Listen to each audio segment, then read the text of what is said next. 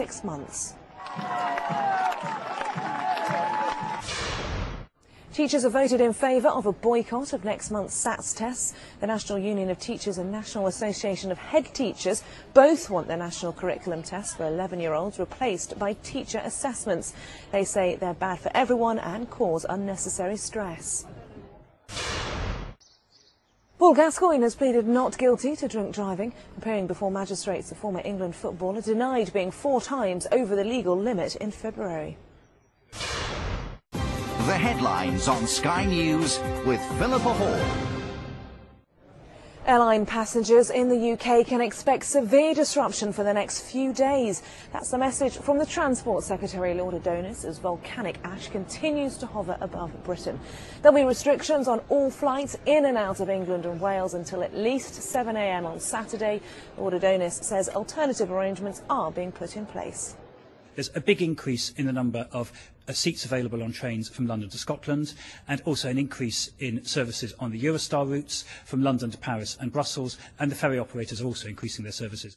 The first ash has fallen to ground in northern Scotland, but air quality expert Dr Iarla Kilbane-Dorr says people don't need to be worried. We've been monitoring the air quality across the UK for the last 24 hours, and as yet there are absolutely no indications whatsoever of the plume grounding in the UK.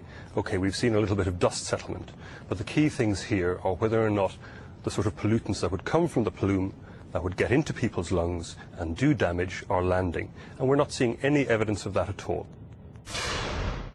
The Liberal Democrats were given something of a boost after the first televised election debate. Final analysis of the ITV Comrades poll among viewers puts them on 24%. The Conservatives got 35% and Labour 28%. Nick Clegg says he's already looking forward to next week's second debate hosted by Sky News. He's been in Warrington continuing his campaign. Hello, how are you? How are you? Thanks very much. Thanks very much. It's great to meet you. This is Sophie. Hi, Sophie. You all right? Today this could be the greatest day of our lives. Elsewhere, Gordon Brown and David Cameron have both been back to school in the company of celebrity supporters. Gary Barlow introduced the Tory leader at a school in Cheshire. The party has launched plans for an X Factor style singing competition for schools. And Mr Brown, well, he was at a sixth form college in Brighton and Hove, where he was joined by Eddie Izzard. The Prime Minister said this election is now on. A single mother soldier has been awarded just over £17,000 in compensation after winning a sex discrimination case against the Ministry of Defence. Tylerne de Beek, a former corporal in the Royal Signals, successfully sued the army over a shortage of childcare. Visa restrictions meant she was unable to bring her sister over from the Caribbean to help look after her daughter. She had asked for £1 million compensation. 2 teenage girls have been rescued from rubble in China nearly 70 hours after an earthquake.